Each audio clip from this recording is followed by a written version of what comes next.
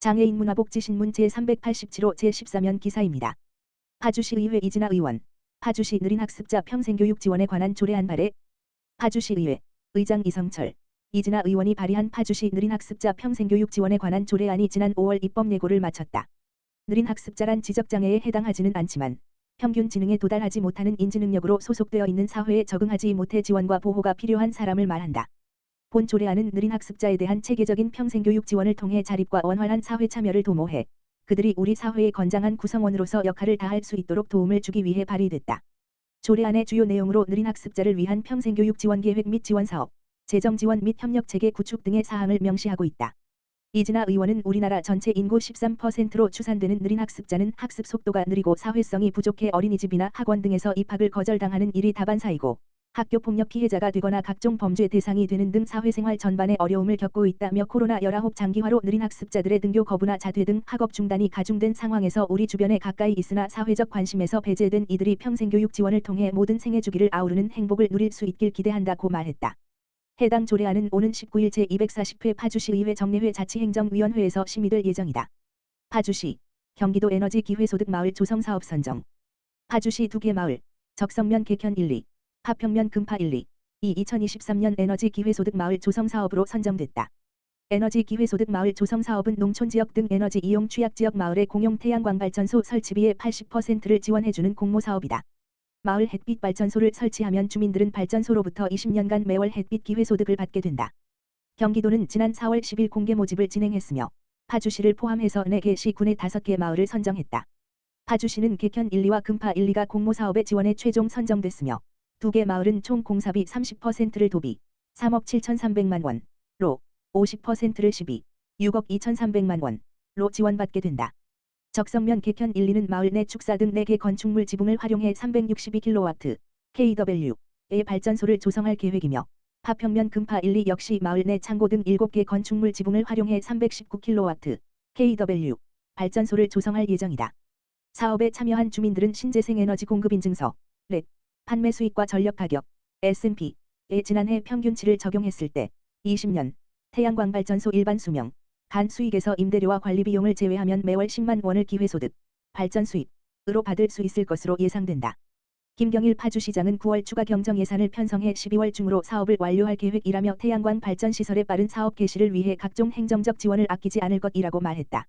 한편 파주시는 올해 도민 참여형 에너지 자립 선도 사업의 공모에 참여해 3개 사업이 선정됐으며 총 사업비의 30%인 도비 2억 800만 원을 지원받아 374kW kW 시민 참여형 태양광 발전소를 구축할 계획이다. 경기도 제6대회 2024 파주 준비 순항 성공 개최 온임. 파주시는 경기도 제6대회 2024 파주의 성공적 개최를 위해 준비에 박차를 가하고 있다. 시는 2024년 경기도 제6대회 준비를 위해 2023년 1월 1일 담당 전담팀 TF을 발족했으며 전담팀 TF은 그간 종합 기본 계획을 수립하고 상징, 마스코트를 개발했다.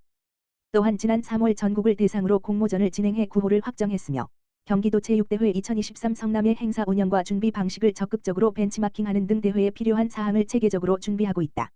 시는 파주 지역 기관장과 각계각층의 단체장 및 체육회 관계자를 대상으로 조직위원회를 구성했다.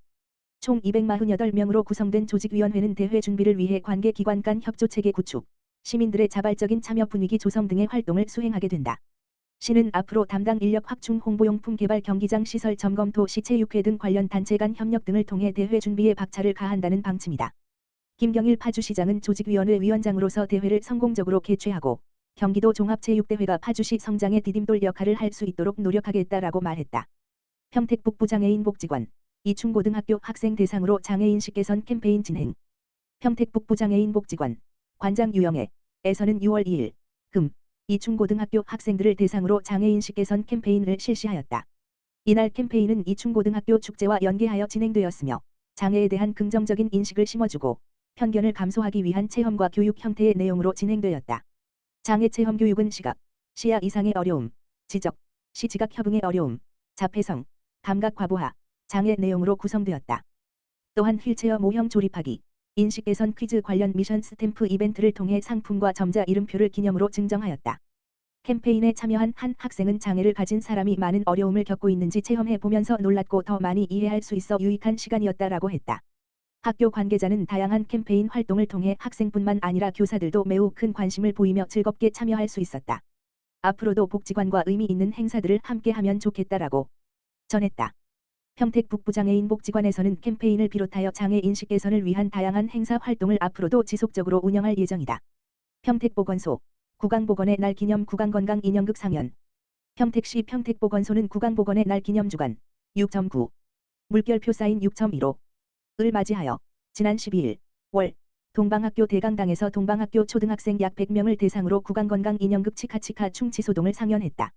구강보건의 날은 구강보건에 대한 국민의 이해와 관심을 높이기 위하여 2015년도부터 법정 기념일로 지정되었으며 영구치가 처음 맹출하는 시기인 6세와 9치, 어금니의 앞글자를 따 매년 6월 9일을 구강보건의 날로 기념하고 있다.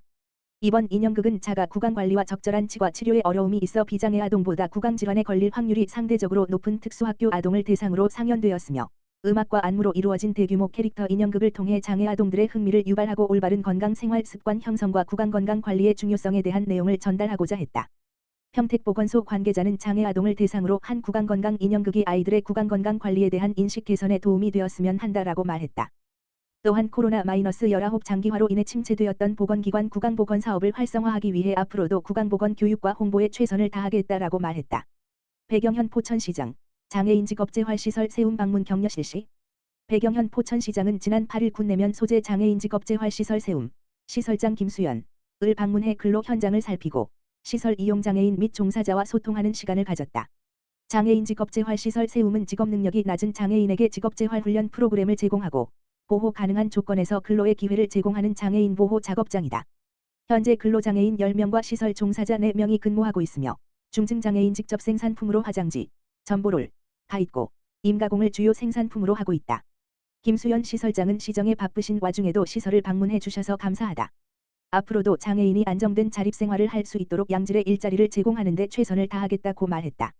배경현 포천시장은 일할 욕구가 있는 장애인에게 근로의 기회를 제공하는 것이 중요하다면서 민선 8기 포천시는 장애인의 욕구에 맞는 복지정책을 지속적으로 발굴하여 장애인과 비장애인이 함께 행복한 도시를 만들겠다고 말했다. 배경현 포천시장 철도사업 추진의 총력.